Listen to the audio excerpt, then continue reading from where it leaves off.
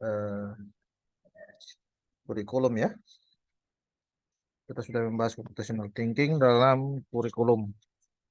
Di situ kita lihat fase-fase ya, fase-fase terkait computational thinking ini sendiri, di mana tiap fase dari fase A hingga fase ke berapa itu ya. Itu tiap fase itu merupakan jenjang dari uh, apa peserta didik, jenjang dari siswa sendiri ya. Ada jenjang SD hingga dengan SMA ya. Baik, di akhir dari bab 2 kemarin, topik yang kedua itu, saya sempat lihat di modul yang dibagikan ke saudara-saudara itu, eh, ada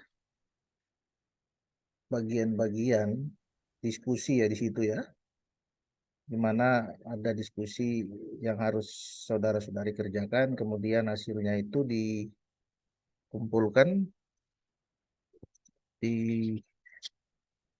LMS ya. Oke,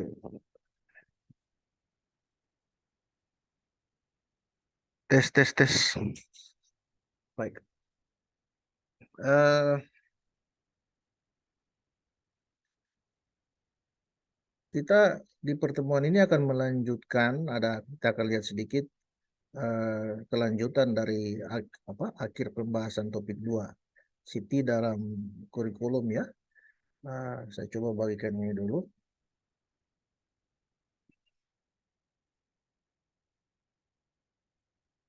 Kalau tidak salah di sini.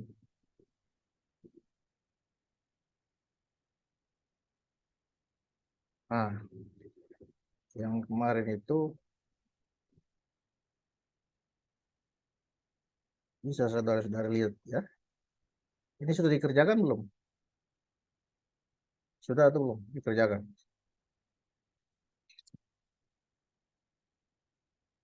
Tes sudah dikerjakan atau belum? Saya sudah sampai 2.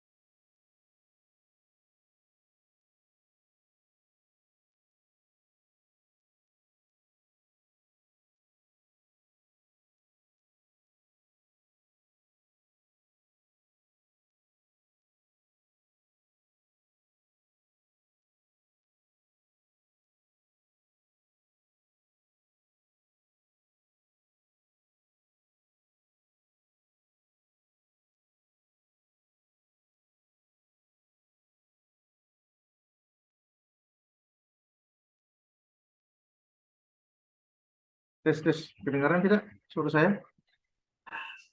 Terdengar. Terdengar. Kedengaran Pak. Baik. Saya cuma ngecek ini karena saya kedengaran kecil, makanya saya cek. Baik. Ada pertanyaan-pertanyaan reflektif di akhir topik kedua. Nah, kalau saya lihat ini, saudara-saudari diminta untuk eh, apa, membuat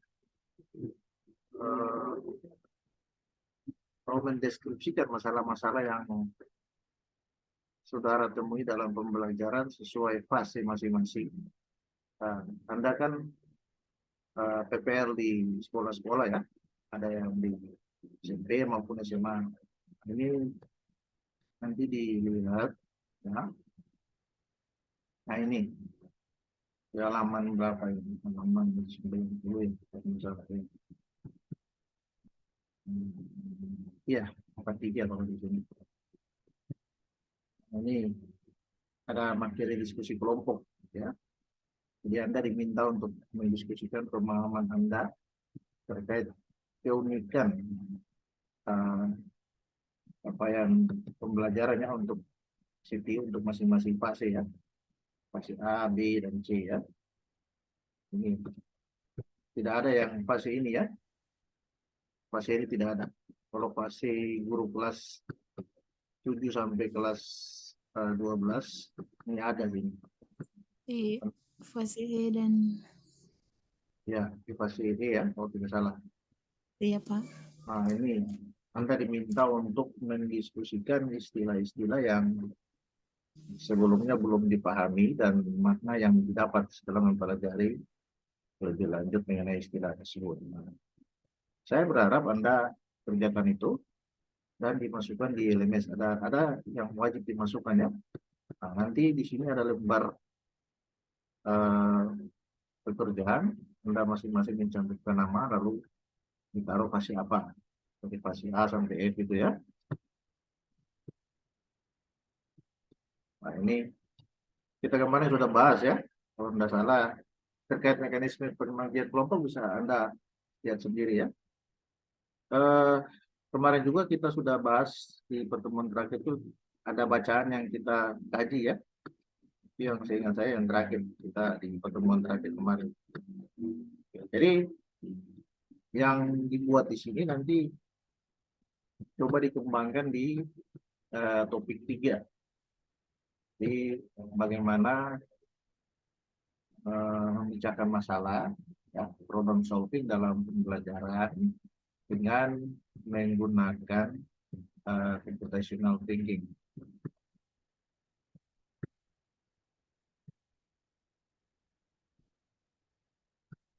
Di sini ya, topik 3, computational thinking dalam problem solving. Jadi untuk topik ini kita nanti menghabiskan 4 pertemuan ya. Ini capaian pembelajaran yang nanti kita capai di sini ya. Jadi kalau di jenjang sekolah dasar maka pembelajaran itu berbasis studi kasus tematik ya, untuk menerapkan computational thinking dengan menjalankan siklus dengan problem solving dengan menggunakan 4 fondasi CP ya. Jadi nantinya dimulai dengan memahami permasalahan, menganalisis, kemudian menemukan akar persoalan, kemudian mengusulkan alternatif solusi, kemudian memilih solusi terbaik. Nah, ini sudah kita kaji juga di awal-awal dari perkuliahan computational thinking ini sendiri. Jadi di topik ini nanti Anda akan belajar bagaimana menerapkan computational thinking untuk melakukan problem solving ya. Jadi nanti ada 4 subtopik ya, dengan 3 subtopik wajib dan 1 subtopik pengayaan ya, penerapan nantinya. Jadi terkait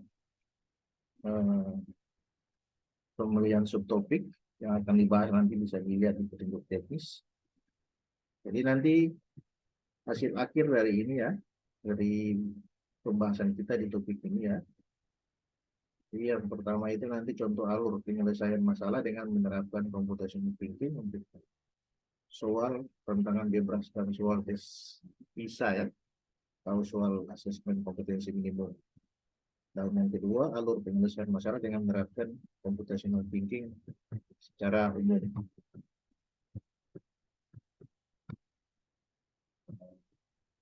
Untuk subtopik pertama ini, bagaimana kita menyelesaikan persoalan sehari-hari dengan computational thinking. Pada subtopik ini, saudara-saudari nantinya mencoba menyelesaikan masalah sederhana dengan computational thinking. Nanti di samping Anda menemukan solusinya, Anda juga diminta untuk belajar menggali, kemudian menstrukturkan ya, mengurutkan ya, dan kemudian mengkomunikasikan cara berpikir saat Anda menyelesaikan masalah. Mungkin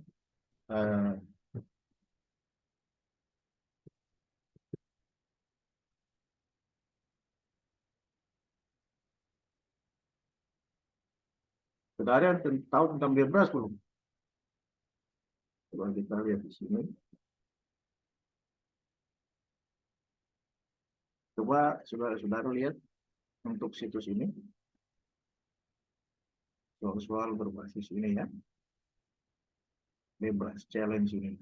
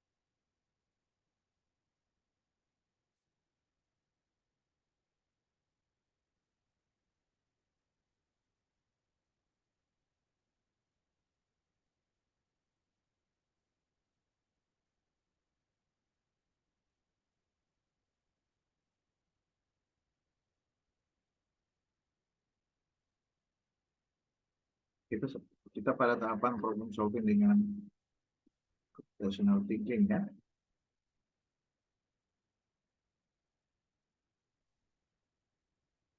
Jadi kita mulai dari fase awal itu mulai dari diri. Jadi di sini Anda bagaimana mencoba mengenali masalah ya. Nah, ini tadi terkait dengan yang tadi kita baru bahas di modul kedua.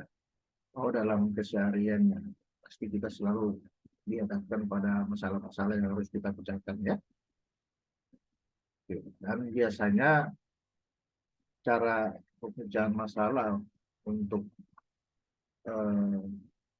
setiap masalah itu bergantung pada tujuan, kemudian pengetahuan dan pengalaman hidup. Jadi untuk suatu masalah yang sama, cara menyelesaikan masalahnya pun tentu berbeda jika dipecahkan oleh dua atau lebih beberapa orang ya. Itu bergantung pada tujuan. Tujuan pasti mungkin sama. Yang berbeda adalah penguasaan pengetahuan masing-masing.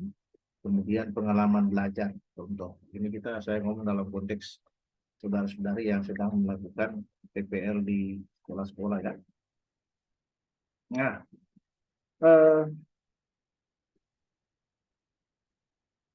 dari observasi yang Anda lakukan di sekolah, tentu saja ada masalah-masalah yang Anda hadapi.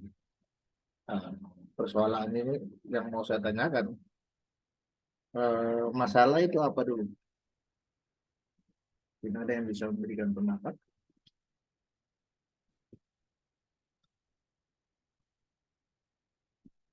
Masalah itu apa?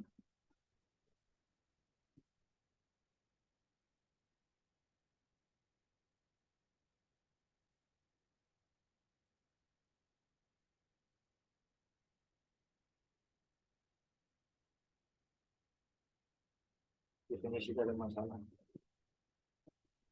Oke lah, kalau memang itu masih menjadi tanda tanya buat Anda. Saya mau tanyakan, ketika Anda melakukan observasi di sekolah, di masing-masing sekolah itu, apakah masalah pembelajaran, adakah masalah yang saudara-saudari temui di sekolah yang saudara lakukan observasi? Ada tidak? Ada, Pak. Misalkan masalahnya apa?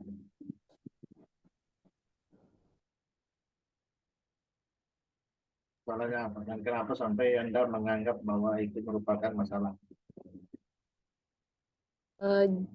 Terima kasih Pak atas kesempatannya. Jadi saya mengadakan PPL di SMA Negeri 2 Ambon. Permasalahan yang saya hadapi itu ketika masuk di kelas, pada umumnya masalah karakter.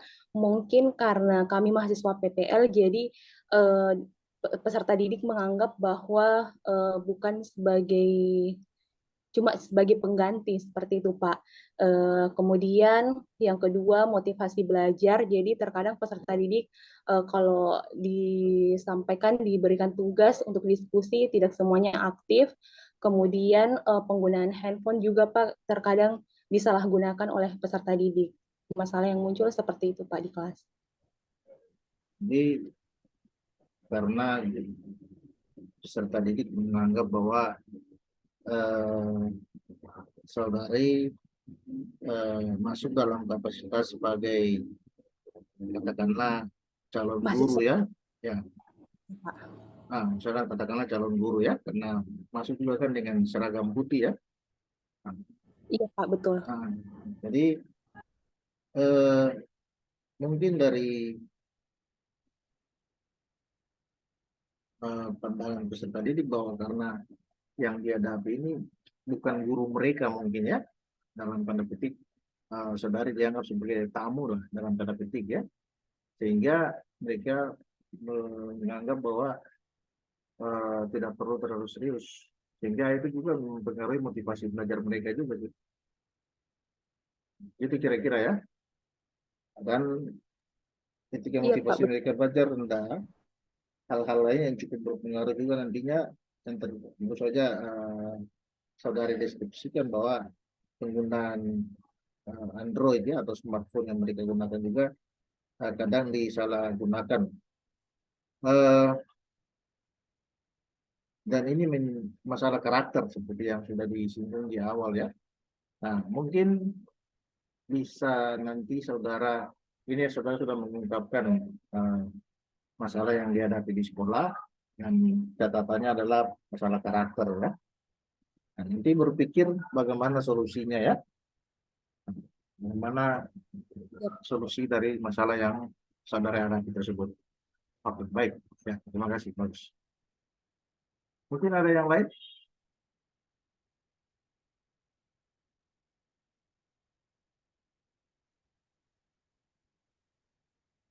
Ada yang lain mungkin? Salah satunya mungkin masalah karakter. Ini ada masalah lain lagi. Yang barusan mengungkapkan pendapat ini mapelnya apa? Biologi.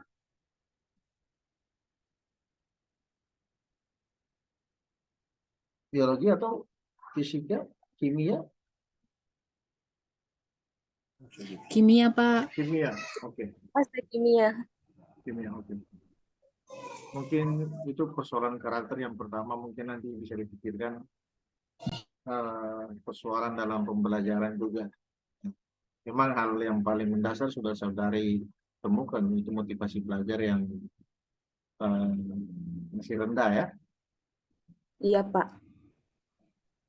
Jadi bisa digali berbagai informasi lain bagaimana mengatasi motivasi belajar yang rendah. Oke, saya beralih ke yang lain untuk bisa memberikan pendapat.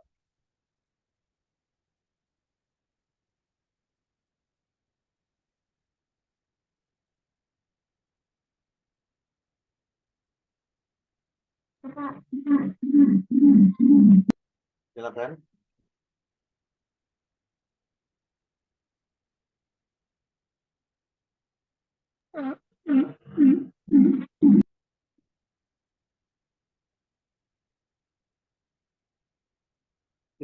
Ibu Maria, Nadimas ya, Nadimas. Iya Pak. Iya Pak. Eh, Silakan. ya Pak. Jadi untuk masalah yang dihadapi saya sebelumnya mohon maaf Pak, saya PPL di SMA Negeri 4 Ambon. Masalah yang paling utama selain memang yang tadi yang Kak Ulfa sudah jelaskan, ada masalah lain yaitu berkaitan dengan fasilitas Pak. Jadi fasilitas untuk kayak beberapa kegiatan praktek itu tidak bisa dilaksanakan karena fasilitas laboratorium yang kurang memadai, Pak. Jadi itu yang menjadi kendala kalau kita ingin melakukan hal-hal yang berkaitan dengan praktek-praktek biologi, Pak. Mungkin itu salah satu kendala yang dihadapi selain tadi memang yang sudah disampaikan Kak Ulfa. Jadi ini merupakan sebuah masalah karena keterbatasan fasilitas itu menyebabkan pembelajaran tidak bisa dilaksanakan secara maksimal. Ya, misalkan kalau biologi, misalkan mau melihat organisme yang sangat kecil, tapi kalau tidak tersedia mikroskop, maka pasti aktivitas praktikum terkait topik bagaimana melihat organisme yang lebih kecil mungkin harus dipending. Belajar paling hanya sebatas teori karena tidak ada fasilitas pendukung ya. Oke, baik.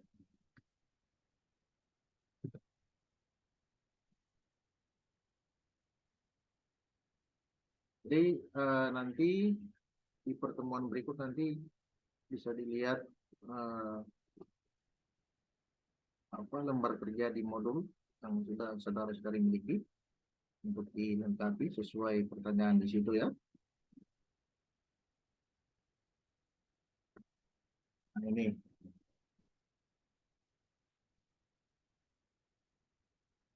bisa dilihat. Nah, misalkan masalah tadi sudah diungkapkan masalah yang dihadapi, ya. Masalah yang dihadapi itu apa? Tadi misalkan keterbatasan dari beberapa fasilitas yang tidak tersedia. Ya.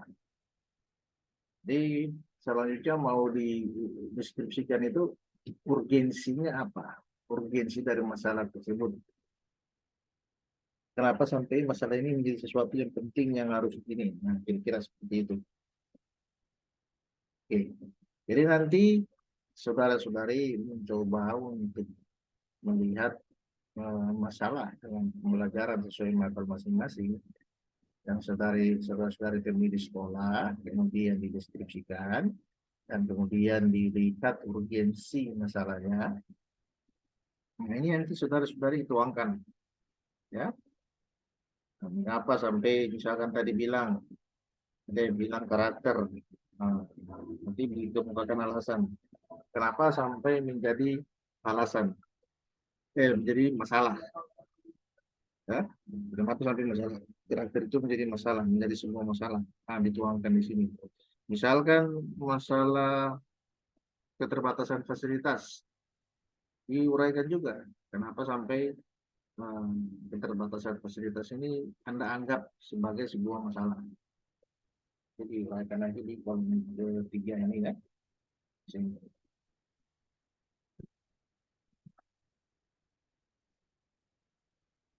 Nah, mungkin saya coba bertanya saja dari yang tadi sudah dijawab ya. Saudara Ladimas, dari kenapa sampai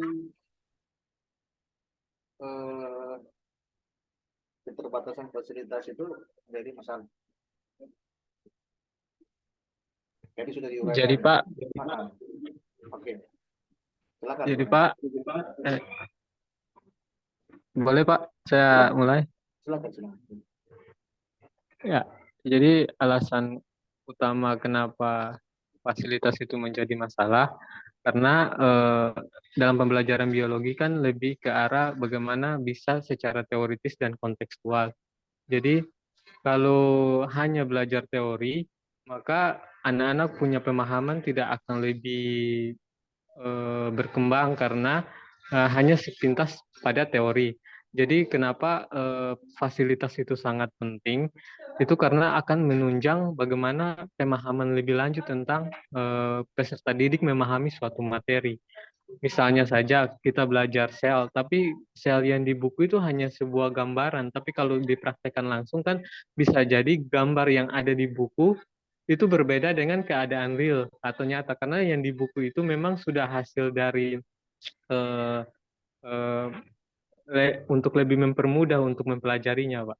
Nah, jadi bagaimana tadi sudah dipraktekkan langsung untuk melihat bentuk sel yang aslinya itu seperti ini loh, Pak. Ya, terima kasih, Pak. Oke, jadi itu yang saudara kemarin. ini ya di tabel ini bagus ya. Hampir biologi sudah, kimia sudah, ya karakter. Ya, jadi pada prinsipnya untuk mata pelajaran sains dalam hal ini biologi, fisika, dan kimia itu sudah pasti ketersediaan media yang memadai, media yang sesuai dengan kebutuhan ya, kebutuhannya terkait topik yang dibicarakan dari peserta didik, kemudian alat praktikum, itu memang sangat berpengaruh karena seperti yang tadi sudah disinggung oleh saudara Dimas bahwa kalau belajar hanya sebatas teori berarti pemahaman dari peserta didik itu terbatas hanya sebatas apa yang dibaca, tapi tidak punya pengalaman belajar yang lebih mendalam, lebih bermakna. Nah, learning by doing itu kan lebih bagus hasilnya, karena peserta didik punya pengalaman sendiri. Mereka melakukan eksperimen. Dalam eksperimen yang dilakukan, pastinya ada pemikiran-pemikiran kritis yang muncul. Misalkan ada langkah-langkah. Nah, saya tidak memahami lebih mendalam soal sel, tapi misalkan dalam sel mungkin jenis sel, di gambaran sel itu kayak gimana, kemudian apakah sel hewan ada kemiripan dengan sel manusia, itu mungkin pertanyaan-pertanyaan kritis yang bisa muncul ketika dilakukan praktikum di mana fasilitas penunjang itu tersedia. Seperti itu kan? Ya baik. Kalau dari matematika kira-kira gimana ya? Masalah dalam pembelajaran itu kira-kira seperti apa? Matematika.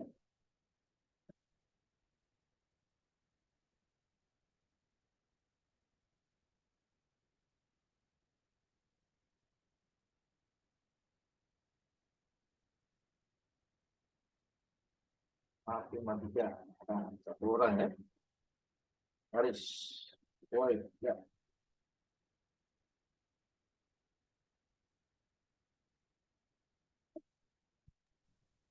Iya Pak, Nah, kira-kira masalah jadi apa? kalau untuk matematika sendiri itu kurang lebih kalau masalah umum seperti yang tadi disampaikan oleh Kakak Ulfa, jadi itu berkaitan dengan siswa yang menganggap kitanya sebagai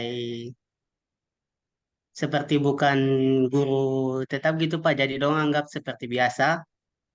Itu kalau secara umum, kalau dalam konteks materi yang diajarkan, terkadang siswa ada siswa yang memang punya tidak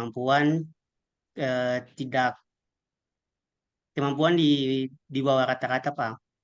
Memang tidak semua Pak, tapi ada beberapa siswa yang ketika diajarkan itu mereka belum bisa memahami dengan baik Pak. Jadi itu perlu pendekatan khusus juga bagi mereka sehingga eh, materi itu bisa tersampaikan dengan baik.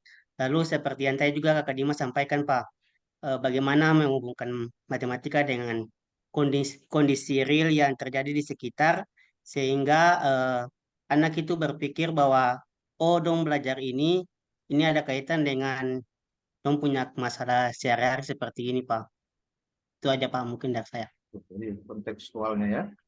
Jadi eh, masalah yang paling umum kalau terkait matematika ini ya, kalau di fase awal, fase A, fase B, kalau di pendidikan dasar itu, eh, kalau matematika ini saya rasa untuk ketersediaan sarana belajar itu, matematika mungkin sedikit berbeda dengan rumpun ilmu MIPA yang lainnya.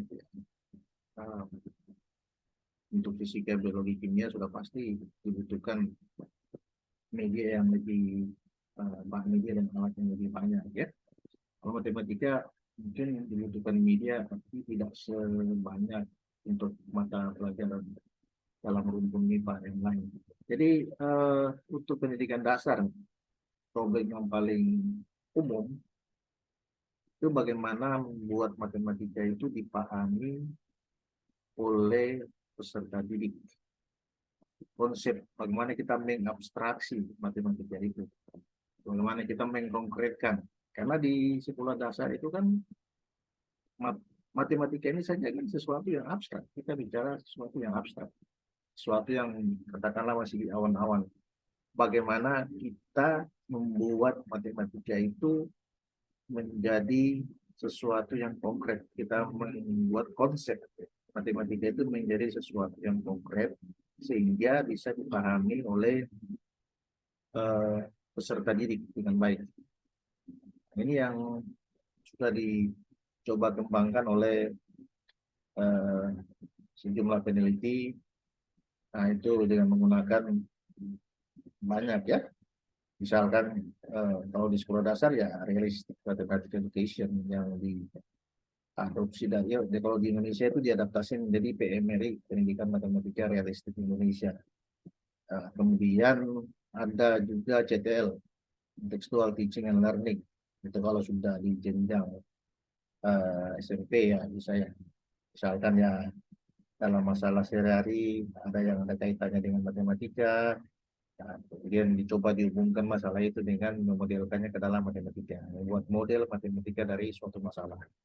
Nah, itu akan sangat membantu untuk peserta didik memahami, tidak hanya memahami matematika sebatas konsep murni saja, tapi mereka paham bahwa apa yang dipelajari itu bisa diaplikasikan dalam kehidupan nyata untuk memecahkan masalah dalam kehidupan sehari-hari.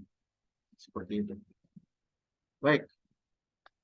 Nah, nanti mungkin diuraikan kenapa sehingga menjadi sebuah masalah ya.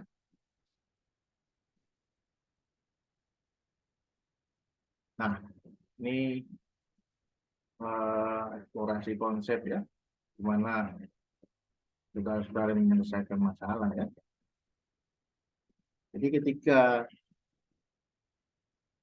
Anda menentukan suatu masalah tertentu, pastinya ada proses kognisi yang terjadi, ada proses berpikir yang Anda lakukan. Ya. Jadi,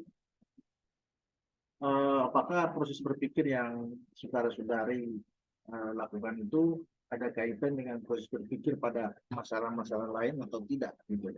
Sekarang ada satu masalah, kemudian ada proses berpikir untuk memecahkan masalah tersebut.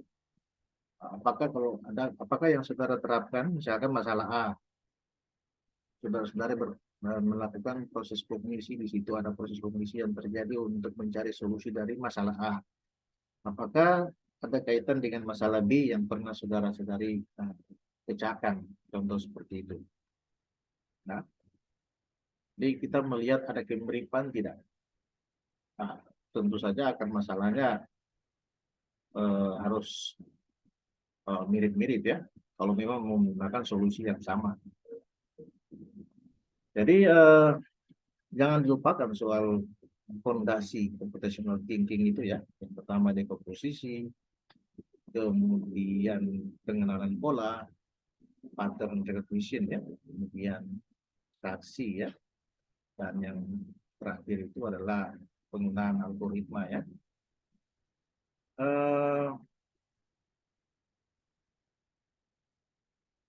Jadi nantinya Anda berpikir bagaimana menyelesaikan masalah tadi, yang tadi mungkin di awal yang di slide sebelumnya itu, bisa dikaitkan dengan 4 fondasi dari computational thinking.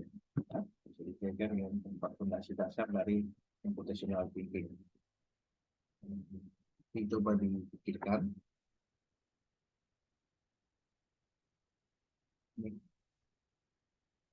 Nah, tadi yang awal tadi, apa yang masalah yang saudara-saudari temukan dalam pembelajaran. Misalnya seperti itu. Misalkan masalah urgensi masalah itu apa. Nah, kemudian saudara-saudari kaitkan masalah tersebut, hubungannya atau kaitannya dengan fondasi dari professional thinking. Jadi misalkan terkait, mungkin bisa berpikir sejenak lalu berikan deskripsi singkat ya. Tadi sudah dikemukakan tadi dari biologi tadi ya. Jadi masalah ini misalkan apa ya? Keterbatasan sarana.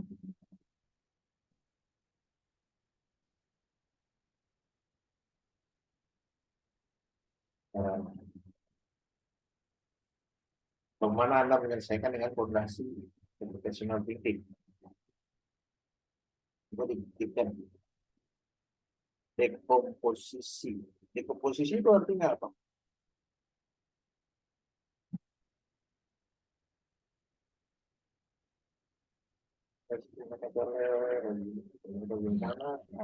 Dekomposisi. Dekomposisi itu apa? Ayo, saya mau ngetes saja.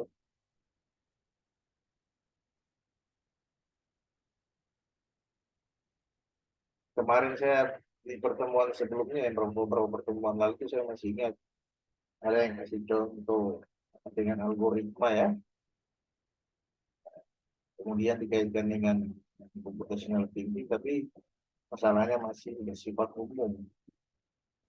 Itu kalau nggak salah dibuat algoritma tentang apa ya, kalau nggak salah itu bagaimana membersihkan lantai yang kotor dengan menggunakan berbagai alat pembersih, kalau saya masih ingat itu. Nah, kemudian diuraikan ada yang mengklasifikasikan jenis lantai, apakah lantai kasar, atau apakah lantai dari kayu, dan apakah lantai tersebut sudah beralaskan karpet atau belum. Karena ketika sudah dilakukan klasifikasi jenis lantai, maka bisa ditentukan alat pembersih apa yang tepat, yang sesuai untuk membersihkan jenis lantai. Iya kan? Seperti itu. Itu gambaran yang sudah saudara-saudari berikan di, kalau nggak salah, beberapa pertemuan sebelumnya. Jadi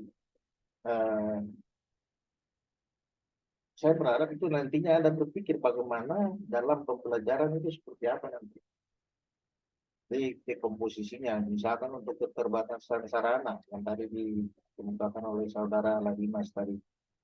Keterbatasan sarana ini sarana dalam pembelajaran ya, misalkan media, tahukah alat-alat praktikum.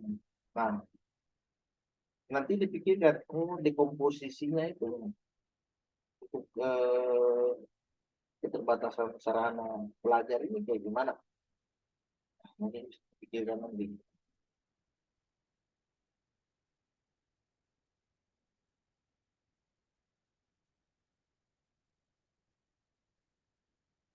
Silakan coba di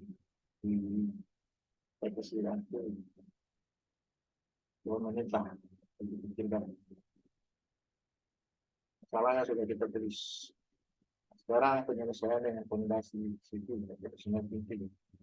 Ya di sini untuk tahapan dekomposisi itu apa? Hah?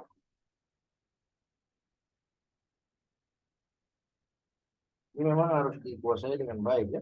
Yang Anda sebagai calon guru yang profesional.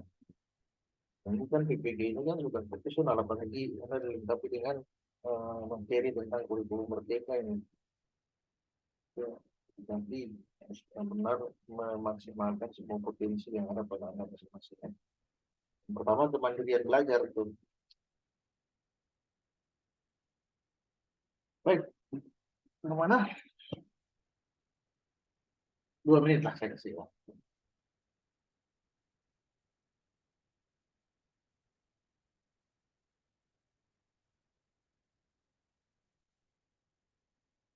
mungkin buatlah Dimas ya, membuat atau menunjukkan misalnya ini yang berbatasan sedangkan ada ini berdasarkan observasi yang dilakukan ketika melakukan ketika berada di lapangan ya, bukan praktik pengalaman lapangan.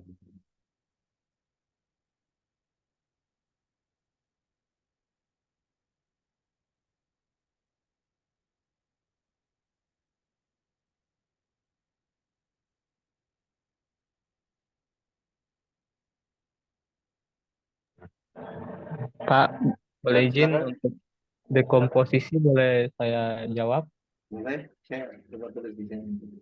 Contoh Ya, biar Pak, yang kalau untuk dekomposisi berarti kan ini masalahnya berkaitan dengan masalah umumnya itu berkaitan dengan sarana. Kemudian untuk dekomposisinya kita akan menyederhanakan masalah-masalahnya itu menjadi bagian-bagian kecil. Jadi kita menulis daftar-daftar sarana yang diperlukan, mulai dari sarana yang diperlukan untuk melakukan praktikum seperti eh, mikroskop, tabung dan lain-lain yang diperlukan untuk melakukan praktikum. Sedangkan untuk eh, sehingga bisa di-list bahwa bagian-bagian ini yang diperlukan saja, Pak. Kemudian baru melakukan pengusulan kepada pihak sekolah mengenai barang-barang yang diperlukan selama kegiatan praktikum biologi akan berlangsung, Pak. Jadi mungkin itu pendapat saya mengenai dekomposisi, Pak. kemudian apakah sudah dipikirkan untuk terkait dengan definitionnya tentang polanya? Belum. Mungkin saya beralih ke yang lain dulu. Nah, yang tadi mengajukan masalah tentang karakter tadi. Karakter.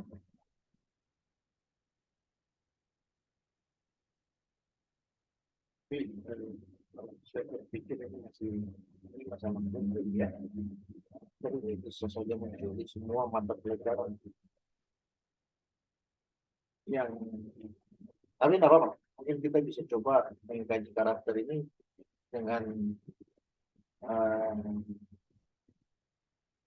melihat bagaimana solusinya ya, dengan menggunakan fondasi computational thinking.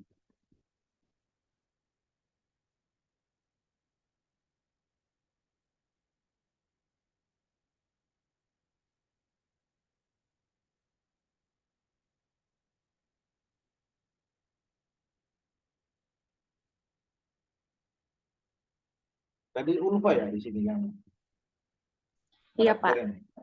Oke, coba dipikirkan dulu. Dapat kesempatan, mungkin 1-2 menit untuk dekomposisinya apa? Iya Pak, terima kasih atas kesempatannya. Jadi menurut saya kalau masalah karakter, masalah besarnya tentu dari karakter peserta didik dipengaruhi dari motivasi belajar, kemudian lingkungan keluarga, terus yang dipengaruhi juga oleh kesulitan materi, kemudian dipengaruhi oleh guru. Jadi masalah-masalahnya yang mempengaruhi banyak Pak. Bisa saja dari kesulitan materi pelajaran, kemudian motivasi dari peserta didik sendiri, kemudian dari lingkungan keluarganya, lingkungan sosialnya, mungkin hal tersebut mempengaruhi karakter peserta didik Pak dalam proses pembelajaran. Jadi pertama dari ini dekomposisi ya. Jadi dengan keluarga, simbol masalahnya gitu ya. Iya Pak. Kemudian yang belajar, kemudian di sini Dari guru mungkin juga Pak bisa mempengaruhi motivasi atau karakter peserta didik. dengan pergaulan, kemudian guru ya, guru yang faktor guru ya, Iya Pak. guru kemudian juga uh, jenis mata pelajaran ya, ya Pak, atau kesulitan materinya. Sekarang, memang ini kesulitan konsep ya. Tapi kalau saya melihat berarti dua antara ini antara saling terkait ya antara guru dan mata pelajaran ini. Ya. Nah, Ya Pak. tapi bagus ini sudah bisa dibuat dekomposisinya. Jadi karakter siswa itu bisa diurutkan. Jadi tentu saja kita tahu bahwa karakter seseorang, siapapun dia, itu terbentuk awal itu dari keluarga. Sebelum ke sekolah kan dia dididik, dibentuk di keluarga dulu. Dalam usia-usia perkembangan sejak masih bayi hingga mencapai usia sekolah itu. Jadi ketika masuk ke lingkungan sekolah, nah karakter dari rumah itu tentu saja dibawa ke sekolah. Karakter dasar yang sudah terbentuk. Ada hal-hal positif dan tentu saja ada hal-hal negatif. Dan ketika sampai di sekolah guru punya tugas itu bagaimana mendidik. Jadi pembentukan karakter siswa ketika anak memasuki usia sekolah menjadi tanggung jawab bersama antara guru dan juga orang tua, murid, orang tua peserta didik. Jadi di situ harus ada sinergitas sehingga bisa terbentuk karakter dari karakter yang baik dari peserta didik ya. Oke. Dan juga lingkungan bergaul. Ya. Lingkungan bergaul tentu saja memang lingkungan keluarga pertama itu yang menjadi benteng, menjadi fondasi awal pembentukan karakter. Kalau dididik dalam keluarga dengan baik, pastinya memiliki ketahanan mental yang kuat, yang nantinya juga berpengaruh ketika anak itu bergaul di luar. Ketika ketahanan mentalnya baik, maka dia mampu membentengi diri terhadap hal-hal negatif yang bisa timbul dari pergaulan yang tidak baik ya, atau berada di lingkungan pergaulan yang kurang sesuai, misalkan seperti itu. Namun ketika mental karakter dari peserta didik itu kurang baik, kurang kuat mentalnya, maka bisa saja terpengaruh dengan hal-hal negatif. Itu sangat berpengaruh. Jadi ini diurutkan masalahnya ya, di lingkungan keluarga, lingkungan bergaul, kemudian faktor guru juga. Nah, apakah guru bisa menjadi figur yang bisa dicontoh, diteladani oleh peserta didik, juga menjadi figur yang mengayomi untuk peserta didik, itu juga berpengaruh untuk pembentukan karakter. Dan memang terkait mata pelajaran ini bisa faktor guru, bisa juga karena motivasi dari peserta didik. Memang kadang kita menginginkan bahwa apalagi guru-guru mata pelajaran ya, ketika kita masuk ke sekolah, masuk ke kelas, kita menginginkan semua anak itu harus paham materi yang kita ajarkan. Mereka harus menguasai atau mereka harus terampil, harus cerdas di mata pelajaran katakanlah matematika. Namun hal yang harus dipahami bahwa motivasi atau minat, bakat dari peserta didik tiap orang itu berbeda-beda. Dan kita tidak bisa memaksakan bahwa semua anak harus pintar matematika. Yang penting bagaimana mereka mampu menguasai operasi berhitung dasar sudah baik. Kemudian dalam matematika itu ada karakter yang dibangun. Bagaimana mereka memiliki kemampuan berpikir logis, kemampuan berpikir analitis. Nah, itu karakter. Ketika mereka peserta didik mampu berpikir logis, maka mereka bisa menyelesaikan masalah, bukan saja masalah dalam pembelajaran di sekolah, tapi mampu menyelesaikan masalah dalam kehidupan sehari-hari yang mereka hadapi. Misalkan, contoh,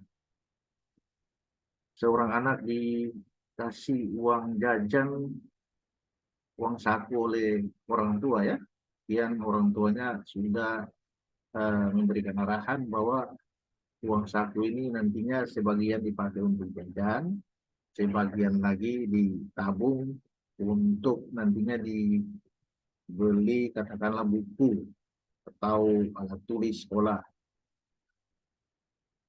Namun ketika anak mampu berpikir logis, maka ketika membelanjakan uang, dia akan menghitung, oh iya, pengeluaran saya sekian untuk misalkan sudah gunakan untuk jajan. Dia tidak akan lagi ambil dari porsi untuk membeli alat tulis atau membeli buku. Karena tentunya ketika dilakukan mengambil bagian dari porsi untuk membeli buku atau membeli alat tulis dan sebagainya, maka tentu saja tujuan dia untuk membeli alat tulis sesuai arahan orang tua itu tidak lagi tercapai. Nah, di sini pemikiran logis kan dipakai di sini. Nah, itu contoh sederhana ya. Misalkan juga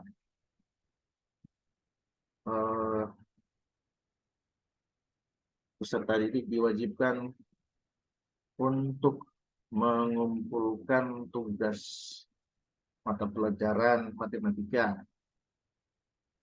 yang dikasih guru, misalkan dikasih tugas selama 1 minggu. Ketika guru memberikan tugas dengan durasi waktu, katakanlah durasi waktu yang cukup lama, itu berarti ada pertimbangan tertentu. Salah satunya yang paling digunakan pertimbangan tingkat kesulitan materi. Kalau materi itu dianggap gampang, mudah, maka durasinya untuk mengumpulkan materi itu pastinya singkat. Tapi kalau materinya sulit, maka durasi yang diberikan oleh guru kepada peserta didik untuk mengumpulkan tugas juga pastinya agak durasinya panjang ya, katakanlah 1 minggu. Tujuannya apa? Tujuannya pertama supaya peserta didik itu belajar mandiri, belajar secara individual dulu ya, memahami materi secara individu, kemudian melakukan kolaborasi, belajar kelompok dengan teman-temannya. Mungkin di situ bisa membantu gitu. Mungkin saja ada materi yang sulit. Seperti itu. Nah, ketika anak mampu berpikir logis, karakter yang dibentuk dari pembelajaran matematika ya. Ketika anak mampu berpikir logis, tentu saja dia mampu mengatur waktu dengan baik.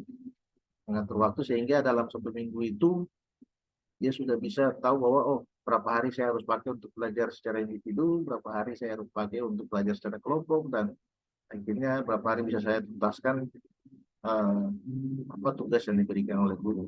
Namun ketika anak tidak mampu untuk berpikir logis, itu saja bisa saja waktunya dipakai buat bermain-main. Nah, apalagi sudah ada terlena dengan fasilitas dari orang tua, apalagi game-game online itu ya. Dan akhirnya jadi lupa diri, akhirnya tugas tidak bisa diselesaikan.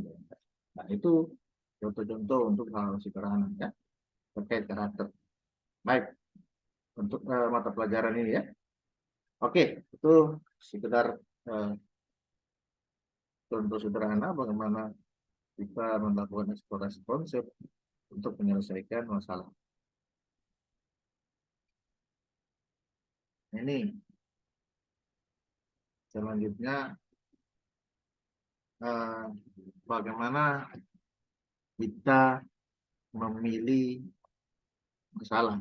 Setelah langkah menghubungkan masalah dengan fondasi computational thinking, maka kita menyelesaikan masalah dengan cara kita akan memilih masalah. Memilih masalah ini dengan melihat uraian dari kompleksitas masalah, kemudian alternatif pemecahan masalahnya kayak gimana, kemudian alasan kenapa memilih penyelesaian masalah yang kita ambil ya, seperti itu. Jadi ini urutannya bisa Anda lihat, problem solving dengan computational thinking di situ ya. Jadi seperti yang tadi sudah disinggung di awal bahwa dalam menyelesaikan masalah tentu saja setiap individu itu memiliki cara tersendiri yang disesuaikan dengan pengetahuannya dan pengalaman yang dimiliki. Jadi di tahapan ini dia tentu saja bisa. Nah, ini uraiannya seperti ini. Penyelesaian masalah yang dipilih, kemudian kita melihat alternatif pemecahan masalahnya bagaimana, kemudian alasan untuk memilih penyelesaian masalah itu kenapa? Satu, dua, dan seterusnya. Yang di saudara-saudari uraikan. Mungkin kita lanjutkan dari sini dulu. Gitu. Untuk saudara Ladimas, penyelesaian masalah. Itu tadi masalah sarana ya, yang dipilih. Selanjutnya alternatif pemecahan masalah itu kayak gimana? Pastinya berusaha untuk memenuhi kebutuhan belajar dengan menyediakan sarana yang dibutuhkan. Iya kan? Itu yang dilakukan. Iya, Pak. Ada lagi? Mungkin alternatif pemecahan masalah yang lain. Berarti Mungkin. gini, kalau alternatifnya ya Pak, paling kita menggunakan media interaktif, salah satunya dengan menggunakan video atau itu lab virtual, Pak, untuk Virtual. digunakan sebagai pengganti dalam melakukan praktikum, Pak. Jadi itu selain itu tetap kita akan terus berkonsultasi untuk bagaimana sekolah dapat menyediakan fasilitas yang dibutuhkan untuk praktikum, Pak. Itu mungkin saja pendapat dari saya, Pak. Kemudian alasan memilih penyelesaian masalah tersebut, kenapa? Alasannya. Kenapa memilih? Oh, tadi sudah dikemukakan ya, alasan memilih lab virtual, kemudian apa tadi yang saya sebutkan di awal tadi itu, berusaha memenuhi kebutuhan dari media yang dibutuhkan dalam pembelajaran ya. Kemudian kenapa dibutuhkan lab virtual? Alasannya apa? Terkait dengan pembelajarannya, solusi untuk pembelajaran masalah dalam pembelajaran. Alasannya kenapa? Baik, Pak. Untuk alasannya sih kan untuk lab virtual itu mudah untuk diakses, Pak. Kemudian setiap orang itu yang mempunyai internet atau gadget itu mampu untuk mengakses virtual lab tersebut, Pak. Jadi tidak membutuhkan biaya yang relatif tinggi untuk mengakses virtual lab tersebut. Ada yang disediakan dalam bentuk yang gratis, Pak. Ya, itu nanti diuraikan ya. Oke, baik.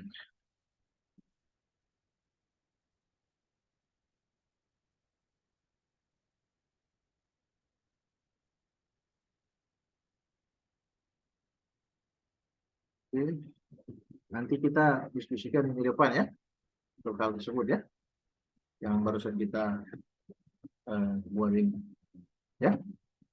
Kita diskusikan ini. Nanti saya kasih waktu untuk dipergagal, untuk minggu depan kita coba diskusikan di kelas.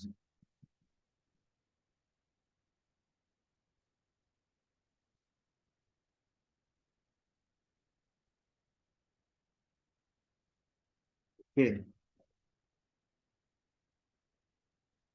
Ini untuk problem solving dalam pembelajaran, lebih khususnya di perguruan tinggi ya. Namun saya rasa pastinya juga bisa diterapkan di sekolah ya.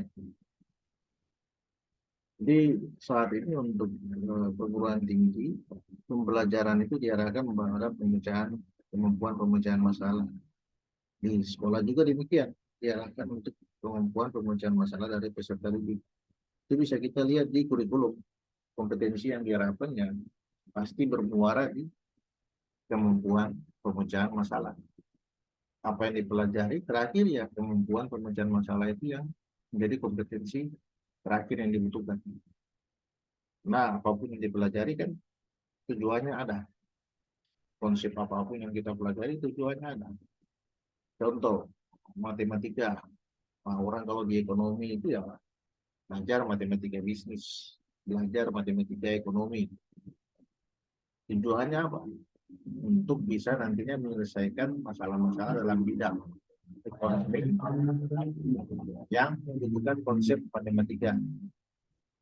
Katakanlah bagaimana mengurangi kerugian dan bagaimana meningkatkan keuntungan.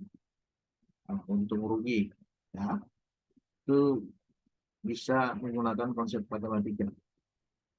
Karena di matematika ekonomi kita awali dulu dengan konsep turunan, kemudian integral, kemudian eh, melihat luas daerah yang dibentuk oleh kurva. Nah, itu untuk melihat permintaan, ya, permintaan dan ketersediaan itu. Itu ada di matematika bisnis itu, ekonomi itu dibahas. Ya. Jadi itu contoh sederhana.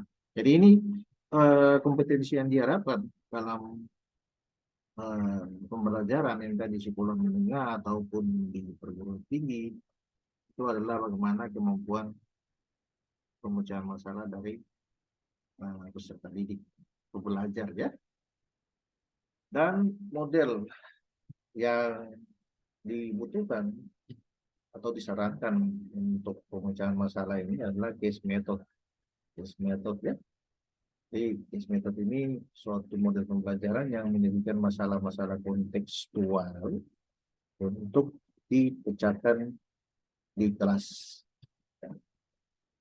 Jadi tujuan utama dari case method ini adalah mendekatkan materi kuliah di kelas dengan masalah-masalah nyata yang ada di luar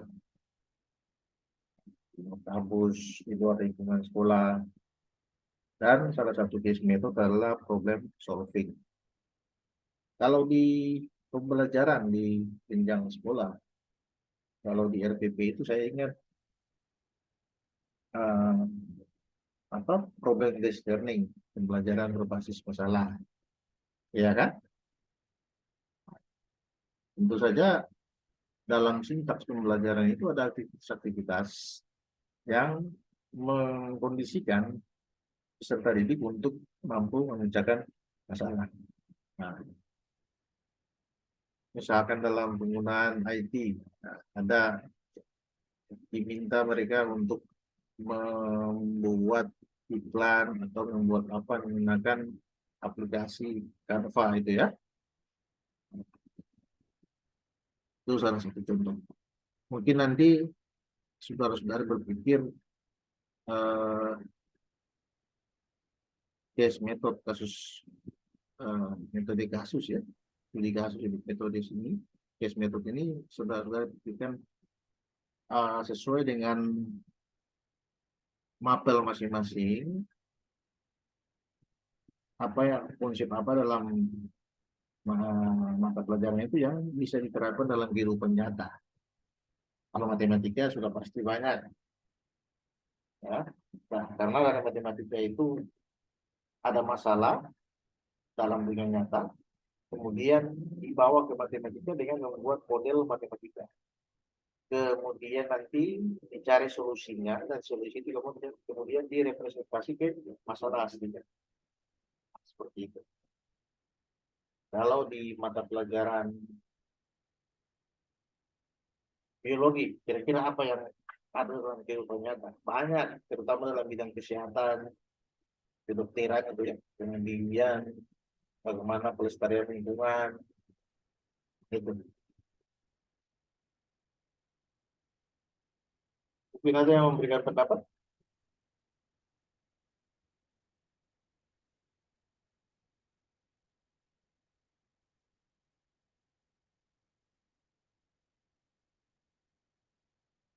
Memberikan pendapat mungkin?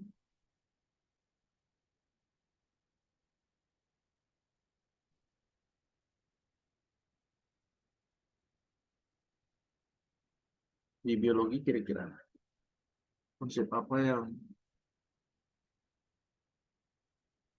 bisa diajarkan di dalam kelas, kemudian bisa dikaitkan dengan dunia nyata itu kayak apa?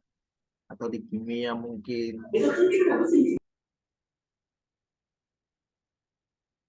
Kalau di kimia, misalkan Anda belajar konsentrasi ya, konsentrasi larutan, lalu mungkin bisa mengaitkan dengan konsentrasi bahan yang ada dalam katakanlah sebuah produk deterjen cuci pakaian ini ya. Nah, itu saya bukan orang kimia tapi saya coba-coba mengantar ke situ. Karena kalau kita dari pengamatan kan sebuah produk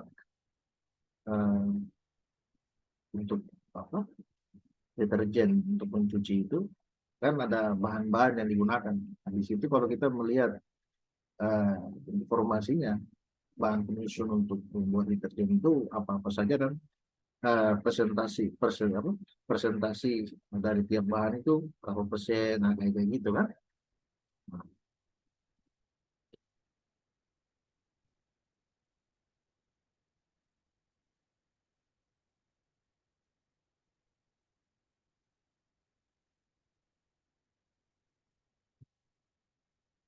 Sudah tadi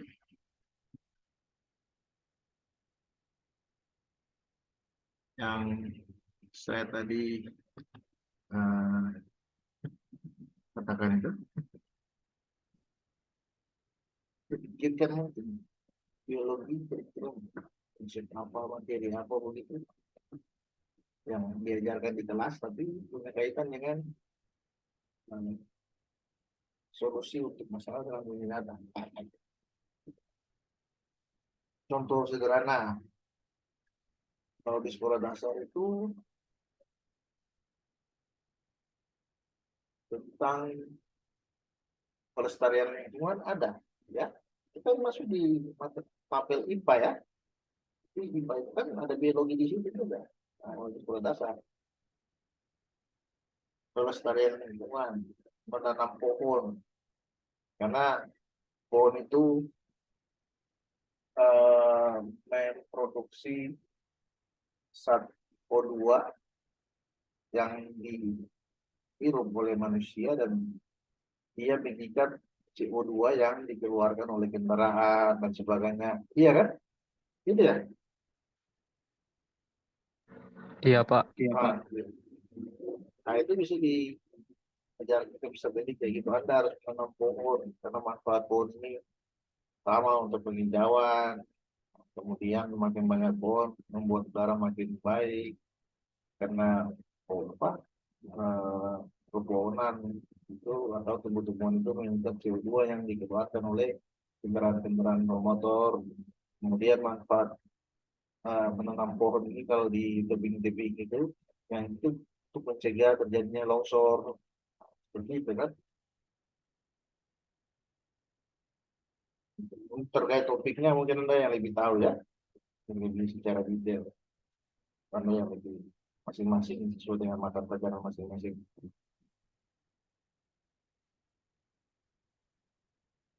Oke, kita lanjut lagi. Terkait problem solving dalam pembelajaran, ada langkah-langkah yang harus kita lakukan. Ya, yang pertama tentu saja define the problem atau kita memahami masalah ya, mendefinisikan masalah. Artinya bahwa kita memahami masalah dulu. Kemudian kita melakukan generate new ideas atau kita membuat generalisasi dari ide-ide baru. Nah, selanjutnya kita melakukan penerapan atau implementasi dan mengevaluasi apa yang kita terapkan tersebut, implement and evaluate ya. Dan yang terakhir adalah kita mengevaluasi dan memilih solusinya. Ya. Nah, kita mengevaluasi dan memilih solusi dan kemudian kita melakukan penerapan dari solusi yang kita pilih tersebut. Ya. Jadi ini tahapan-tahapan dalam problem solving.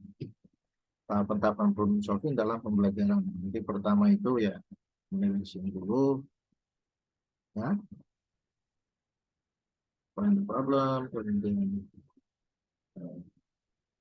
generate ideas, kemudian ini evaluate and select solutions, dan yang terakhir dalam implement dan evaluate. Jadi pertama kita mendefinisikan masalah, kemudian membuat generalisasi dari ide-ide baru, Selanjutnya kita mengevaluasi dan memilih solusi. Dan nanti kita apa, peroleh dari penerapannya. Dan yang terakhir kita mengimplementasikan dan kita review kembali apakah implementasi yang kita lakukan itu sudah memberikan hasil yang maksimal atau ada kekurangan-kekurangan yang perlu kita perbaiki.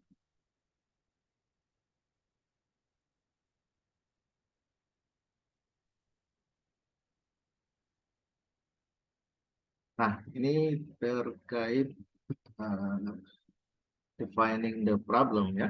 Defining the problem, kita tentu saja pertama kita mengidentifikasi, ini kita pada tahapan ini kita mengidentifikasi masalah, kita memahami masalah dulu ya. Kita identifikasi masalahnya, apa masalah dalam pembelajaran yang kita mau selesaikan. Jadi dari identifikasi masalah tersebut, maka kita mencoba membedakan antara fakta dan opini, ya. Antara fakta dan opini, dan kemudian kita menentukan masalah secara spesifik. Kita menentukan masalah secara spesifik, ya. Ini pada tahapan defining the problem. Selanjutnya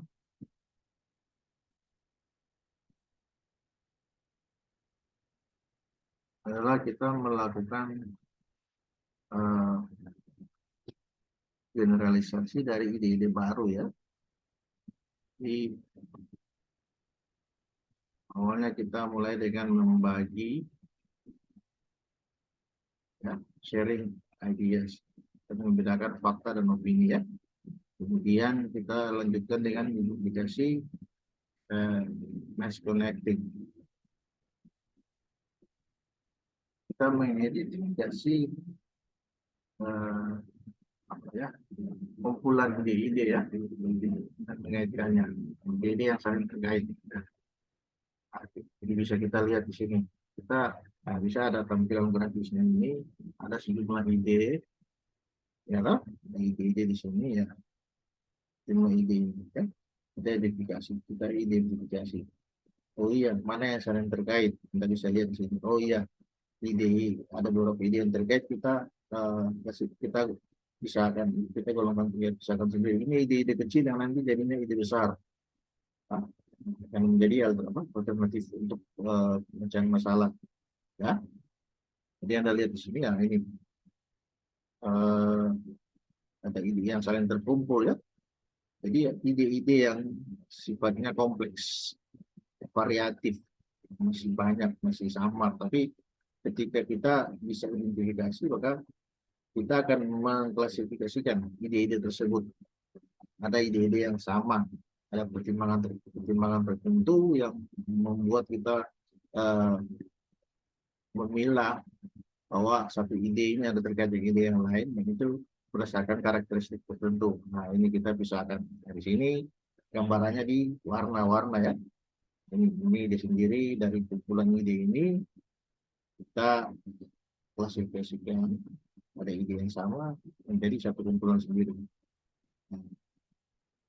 Dan ini Anda lihat, ini ide-ide, ada beberapa ide ini kita generalisasi lagi ya, kita generalisasi lagi dan menjadi satu ide yang sifatnya komplit ya, dia lebih mewakili ide-ide yang kecil tadi.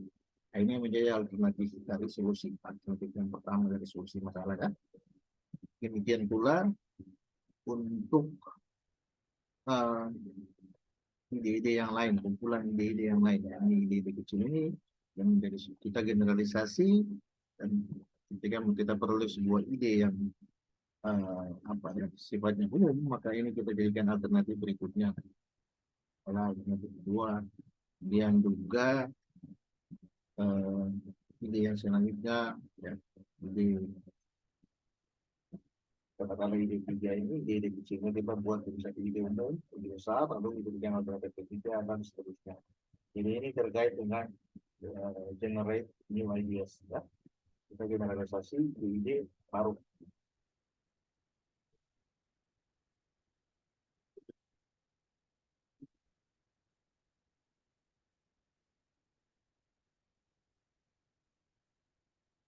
Ini kalau kita lakukan secara Zoom seperti ini. Nanti kita ini nanti aplikasi sendiri kita siap.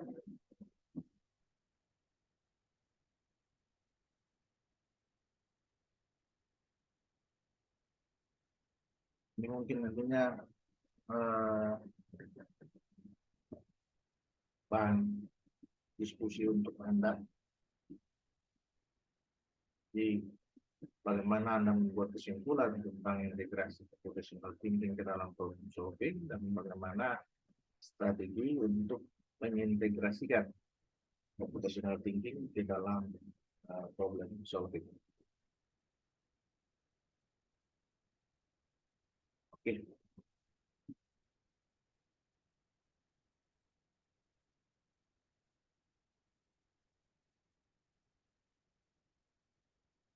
Oke, ini ada beberapa hasil nyata yang mungkin nanti bisa Anda lakukan, ya.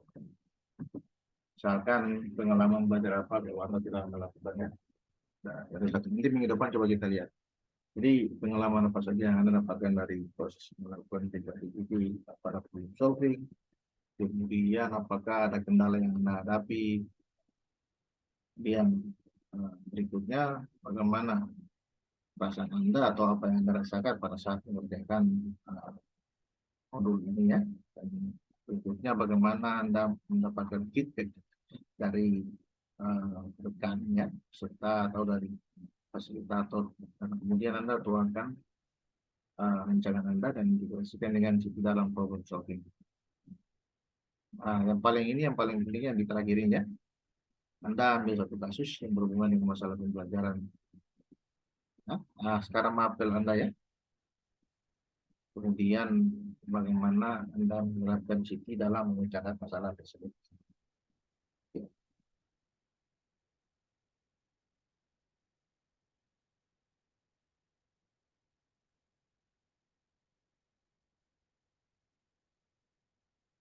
Baik, itu mungkin yang bisa disampaikan di kesempatan ini.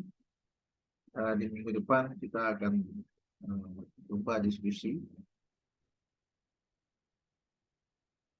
mengacu pada tugas-tugas yang Anda lihat di pertemuan ini, ya. Baik, ada pertanyaan?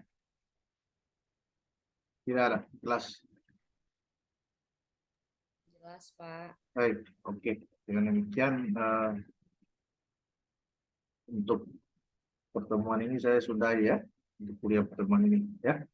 Oke, nanti karena bagi teman-teman yang muslim mau berbuka puasa juga, ya. Oke. Baik, selamat sore semuanya. Sore, Pak. Oke. Sore,